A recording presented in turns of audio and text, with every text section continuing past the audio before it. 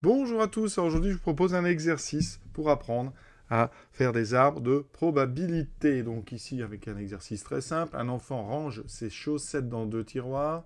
J'ai fait des petits dessins ici pour bien vous compreniez. Donc dans le premier il met 3 chaussettes rouges, 2 bleues et 5 jaunes. Dans le second il met une chaussette rouge, 4 bleus et 3 jaunes.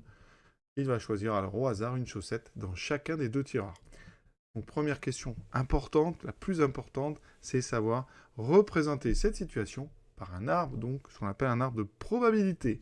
Et ensuite, grâce à cet arbre, on répondra à quelques questions assez simples. On est parti. Notre arbre. Alors un arbre, hein, c'est en fait un diagramme qui représente la situation et les possibilités qu'elle vous offre. Donc au départ, l'enfant va prendre une première chaussette donc dans le premier tiroir. Et il aura donc devant lui trois options. Soit il va prendre une chaussette rouge, soit une chaussette bleue, soit une chaussette jaune. Les lettres que j'ai choisies, vous voyez, sont les initiales, c'est assez simple, rouge, bleu, jaune. Alors ici, si on veut indiquer avec les lettres qu'on est dans des rouges, bleus et jaunes du premier tiroir, on peut mettre rouge 1, bleu 1 et jaune 1. D'accord? Ça, c'est donc notre première étape. C'est le choix dans le tiroir numéro 1. Et ensuite, eh bien, on va prendre la deuxième chaussette. Et cette fois-ci dans l'autre tiroir. Et donc, on aura à nouveau trois options. Donc, on va refaire les trois petits traits qu'on appelle des branches. On est en fait dans le vocabulaire des arbres. Hein. Branches. Chaque branche, en fait, indique une possibilité d'avancer dans la construction de notre événement. Donc ici, on peut prendre dans le second tiroir une rouge à nouveau, une bleue ou une jaune. Par contre, ici, on peut indiquer rouge-bleu, rouge 2, bleu 2, jaune 2. Et ainsi de suite. Ici, on a trois possibilités. Voilà, rouge 2, bleu 2, jaune 2 et trois possibilités. Vous voyez, hein, on a donc ici ce qu'on appelle un arbre avec à la fin 9 issues possibles, rouge 1 et rouge 2, rouge 1 et bleu 2, rouge 1 et jaune 2, etc. Vous avez comme ça 9 chemins possible. Hein. Et quand on parcourt un chemin, on rencontre des branches. Alors, il y a les premières branches, après il y a des sous-branches. Une fois qu'on a fait cet arbre, on va indiquer sur chacune des branches, c'est-à-dire qu'il y a 3 branches, il y a 12 branches, il faut ici indiquer sur chacune de ces 12 branches la probabilité qu'on a de l'emprunter. Donc au départ, quelle est la probabilité que j'ai de choisir une chaussette rouge dans le premier tiroir? Dans le premier tiroir, j'ai 10 chaussettes. D'accord? On a au total 10 chaussettes. Dans le deuxième, on en a 8. La probabilité d'obtenir une chaussette rouge dans le premier tiroir, c'est donc le nombre de chaussettes rouges divisé par le nombre total. On choisit vraiment au hasard, sans regarder. Donc on a, pour une chaussette rouge dans le premier tiroir, on a donc une probabilité de 3 sur 10. Et on indique sur la branche, alors je vais peut-être mettre des couleurs, qu'on les voit un petit peu mieux, on indique ici sur chacune des branches la probabilité quoi. Donc ici, je vais indiquer la probabilité donc, de l'événement qui s'appelle R1. J'ai pris une rouge dans le premier tiroir. Ici, on a 3 rouges sur 10. Donc, assez facilement. On a donc ici une probabilité de 3 sur 10. Ensuite, une bleue dans le premier tiroir, j'en ai 2 sur les 10 présentes. Donc, on a une probabilité ici de 2 sur 10. Vous voyez, sur chacune des branches, j'indique donc sa probabilité. Et pour les jaunes, on en a 5 sur 10.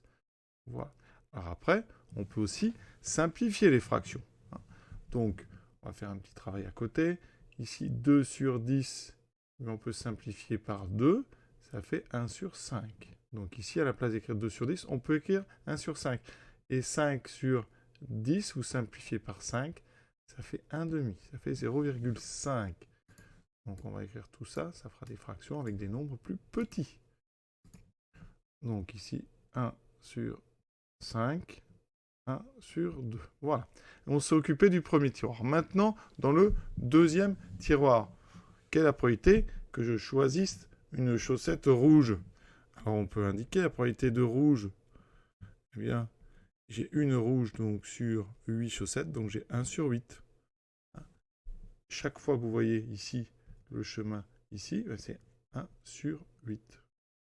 Donc ici, on a tout de suite possibilité de remplir 3 branches.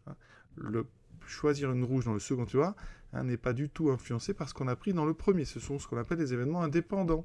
Ici, une bleue dans le deuxième tiroir, j'ai 4 bleus sur 8, j'ai donc une chance sur 2, donc une probabilité de 1 demi. Donc ici, on met 1 demi, 1 demi.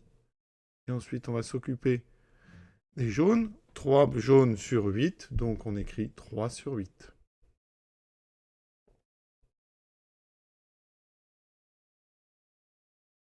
Et en faisant ça, on a représenté ce qu'on appelle un arbre pondéré. Un arbre pondéré, autrement dit, ce qu'on appelle un arbre de probabilité. On a mis ce qu'on appelle un poids sur chacune des branches qui indique la probabilité qu'on a de l'emprunter. Plus une probabilité est grande, plus vous avez de chances d'emprunter le chemin. Alors il existe quelques petites règles dans les arbres. Tout d'abord, quand on ouvre comme ça plusieurs chemins, il faut que la somme des probabilités fasse 1. Au départ, regardez, on a 3 sur 10, on a 1 sur 5, mais je vous rappelle que c'était 2 sur 10, et on avait un demi qui était 5 sur 10. Ben, si je fais la somme 3 sur 10 plus 2 sur 10 plus 5 sur 10, j'obtiens 10 sur 10 qui vaut bien 1. Donc à chaque fois que vous ouvrez comme ça à partir d'un point plusieurs chemins, la somme doit faire 1, c'est-à-dire on doit couvrir 100% des éventualités. Et vous aurez la même chose ici sur R2, B2, J2. Ici, vous avez 1 huitième. On a le 1 demi qui est en fait 4 bleus sur 8. Et on a ici le 3 huitièmes. Et quand vous faites la somme, 1 huitième plus 4 huitièmes plus 3 huitièmes, ça fait 8 huitièmes, ça fait aussi 1. Donc ça, c'est des règles assez évidentes à comprendre. Il faut couvrir toutes les possibilités. Maintenant, on va attaquer les questions sur les probabilités. Alors nous, on a bien représenté la situation par un arbre. Et on a commencé pour le choix de la chaussette du premier tiroir. Vous voyez, R1, B1, J1. Alors maintenant, question 2. Quelle est la probabilité qu'il y ait que l'enfant choisisse une paire de chaussettes rouges, c'est-à-dire une rouge dans le premier tiroir, une rouge dans le deuxième. Alors là, il va falloir parcourir le chemin qui passe par une rouge au premier coup et une rouge au deuxième, d'accord? Qu'est-ce qu'on a rencontré? On a rencontré la probabilité 3 dixièmes et la probabilité 1 huitième. Eh bien, la règle, c'est que quand on parcourt un chemin, on fait le produit des probabilités qu'on rencontre, d'accord? C'est un principe multiplicatif. Donc ici, la probabilité de 2 rouges, en termes d'événements, c'est la probabilité de rouge 1 et en même temps rouge 2, donc ça c'est de l'intersection, et ça sera le produit donc de 3 dixièmes, qui est la probabilité de R1, fois ici 1 huitième, qui était la probabilité de R2, les deux événements étant indépendants, donc ça fait 3 dixièmes fois 1 huitième. Règle simple des fractions, quand on multiplie deux fractions, les deux numérateurs se multiplient, ça fait 3 fois 1, sur 10 fois 8, on obtient donc 3 sur 80. Une probabilité donc de 3 sur 80. Il y a 3 chances sur 80 d'avoir deux chaussettes rouges. Troisième question. Quelle probabilité qu'il ait une paire de chaussettes de la même couleur? Alors, même couleur, ça veut dire qu'il a soit deux rouges, soit deux bleus, soit deux jaunes. Donc, on a déjà calculé la probabilité d'avoir deux rouges. Je vais la recopier. C'est donc 3 sur 80. Eh bien, on va faire de la même façon, probabilité d'avoir deux bleus. Deux chaussettes bleues. Ça veut dire qu'il a parcouru le chemin B1, B2. Donc, c'est l'événement B1 inter B2. Et on fait le produit des probabilités. Donc, pour aller à B1, j'emprunte une branche avec 1 cinquième. Pour aller ensuite de B1 à B2, je parcours une branche où il y a marqué 1 demi. Ça me fait donc 1 cinquième fois 1 demi. Ça me donne 1 dixième. Ensuite, je calcule la probabilité d'avoir deux jaunes. C'est donc l'événement jaune 1 et jaune 2. Donc jaune 1 inter jaune 2. On fait le produit des probabilités qu'on rencontre. Donc ici, on emprunte ce chemin J1 avec une pondération de 1,5 fois J2 avec 3 huitièmes. Ce qui me fait donc 3 fois 1, 3 sur 2 fois 8, 16. Maintenant, la probabilité qu'on ait deux chaussettes de la même couleur, eh bien on va ajouter ces trois probabilités. Donc ici, même couleur, c'est tout simple. Quand on veut la probabilité d'un événement, on fait la somme des probabilités des chemins qui mènent à cet événement. Il y a 3 chemins qui m'intéressent, j'ajoute. Donc 3 sur 80, plus 1 sur 10, plus 3 sur 16. Alors là, il y a un petit travail de mise au même dénominateur. On va tout mettre sur 80. Donc la première fraction, elle y est déjà. La deuxième, on va multiplier en haut et en bas par 8. Donc ça me fera 8 sur 80. Et la troisième, 80 pour aller de 16 à 80, on multiplie par 5. 5 fois 16, 80. Donc je multiplie en bas par 5, en haut par 5. Et ça fera donc 15 sur 80. Donc maintenant, on ajoute 3 et 8, 11 et 15, 26 sur 80. Et comme d'habitude, on pense à simplifier par 2, ce qui me donnera ici 13 sur 40. On a 13 chances sur 40 d'avoir 2 chaussettes assorties. Quatrième question, quelle est la probabilité qu'il ait une paire de chaussettes non assorties? Alors, non assorties. Nous, on vient de calculer assorties. Donc, non assorties, c'est le contraire. D'accord? Donc, la probabilité d'avoir des chaussettes donc, non assorties, comme c'est le contraire d'assortie, ben, ça sera en probabilité le complémentaire par rapport à 1. Donc, c'est 1 moins la probabilité d'être assorti. Vous avez 13 chances sur 40 d'être assorti. Donc, vous avez 27 chances sur 40 de ne pas l'être. D'accord? Ça fait 1 moins 13 sur 40. Donc 1, on le met sur 40, ça fait 40 sur 40, moins 13 sur 40, ça fait 40 moins 13, 27 sur 40. Vous voyez, là, on est passé par l'événement contraire.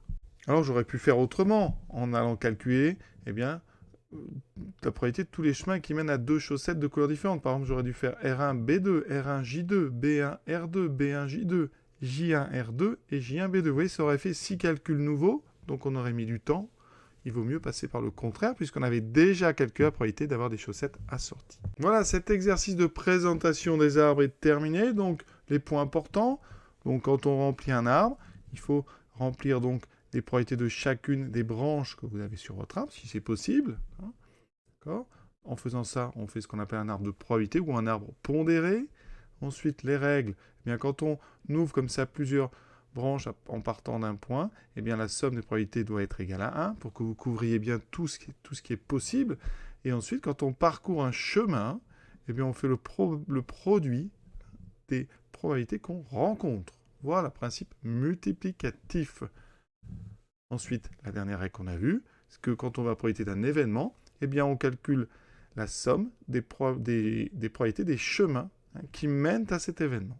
Pour faire chaussettes assorties, on a calculé probabilité d'un rouge-rouge, puis bleu-bleu, puis jaune-jaune, et on a ajouté tout ça. Voilà.